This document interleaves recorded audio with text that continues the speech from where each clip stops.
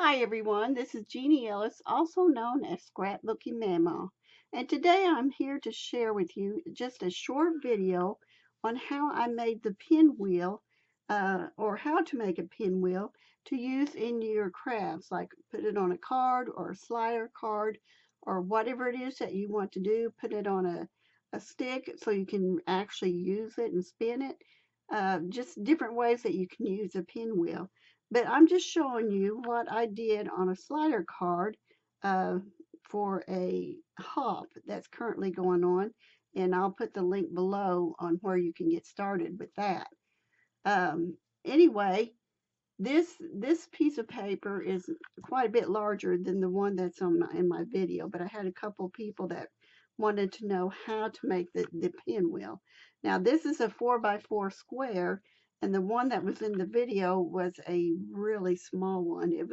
I had used an SVG file to get it cut out on my Cameo 3, so I didn't do any measurements or anything, but I believe it was like a 2-inch square, which is very small. And so in order for you to see how I did it, I would rather just go ahead and do a bigger one and a lighter sheet of paper. If you use a heavy cardstock or a cardstock, it's going to be harder to fold or to roll. But anyway, this is double-sided paper that I had in my stash, and I would rather use double-sided paper because that way you got both sides showing. For example, you've got this pinwheel here, which is double-sided, and then you got this pinwheel here, which is out of the same paper, double-sided. And if you didn't do the double-sided, then you're going to have a white space on one of these areas. And this one, I just glued it together rather than cutting out, the holes. The glue doesn't always work real well, so it can get messy. So let me adjust my camera here. It looks like it's pulled up a little bit too much. Okay, now the first thing you want to do is get your supplies, which you need a brad or a push pin if you're going to attach it to a stick. You need a pair of scissors. You need a ruler and something to punch with. You can not punch someone, but punch your paper with. I thought I'd better add that in there. Then you need either a sharp object. I don't remember if I mentioned pencil, but you need a pencil, and you can use this instead of the sharp object if you want to, but I'll show you that too. So anyway, to get your center point, you're going to have to find a center point in order to put it together. So what I do is I just take from a corner to corner at a diagonal here, and I lightly pencil in a line all the way across, and then I take and turn and do the same thing the other direction, because this way I can find my center for this piece. So here we go. See, now I did it a little bit crooked, and that happens. It was fine over here. So obviously I didn't get that in there right. So it's no biggie. If you're using a pencil, you can get that fixed. So I'm going to go back up here and make sure I get back to the center. I'm trying to do this to where I don't get in the way of the camera. There we go. Okay, so now you have your centerpiece here. So I go ahead, and these lines will serve as your cutting too. So this is a double purpose, to find your center plus doing your cutting. So take your pencil or your other sharp object and just poke it into the center. That's all I do. Um, and if you want it bigger, then just take your pencil and easily make it a little bigger. I don't think I need any bigger than that. Now, what I do in order to, because if you cut this, it's going to make these a little flimsy to make your holes that you need for your corners. So I'm not going to cut it yet. So what I take is my pencil or sharp object, and I kind of place it not right in the corner, but kind of toward here, so that way it won't tear easily when you try to put it together. Poke a hole in it, and it's going to be a little flimsy. And you can use a sharp object like I said, and skip this corner and then go to this corner,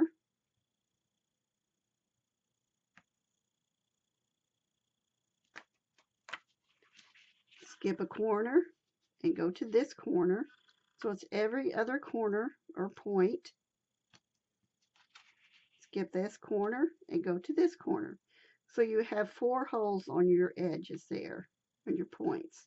Now I'm going to take my pencil and make this a little bit, these holes a little bit bigger.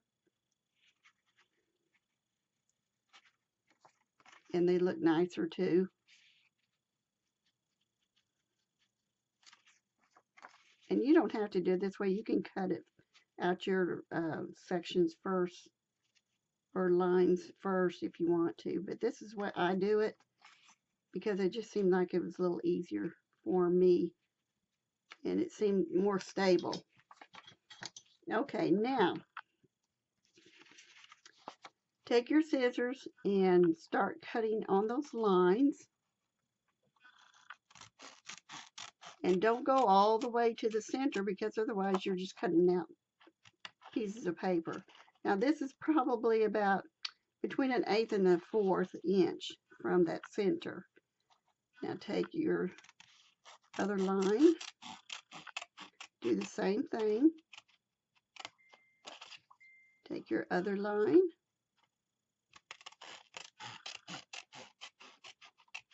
same thing. And the last one, same thing. So, and you can measure those if you need to, but I never did. Now this is the part for me that it gets a little tricky because I have a hard time hanging on to things anyway. So, but this is what I do. I take my brad, poke it into the first hole in the corner. Gotta find that hole on the other side. I have to take my glasses off to see, and then I have to leave them on to see too. So it's like an oxymoron or something. Again, I'm just poking it through those corner holes. And don't fold like bending and increasing. Just take it and let it fold itself. Basically, it'll curve on its own. Do it again. This hole I may not got big enough, so I may have to, yeah, I'm going to have to do this one again, this hole. And I use a mat, I forgot to tell you that, but something with a foam mat so that way it's easier to, you're not poking into a surface that you can cut. Okay, let's see if this works.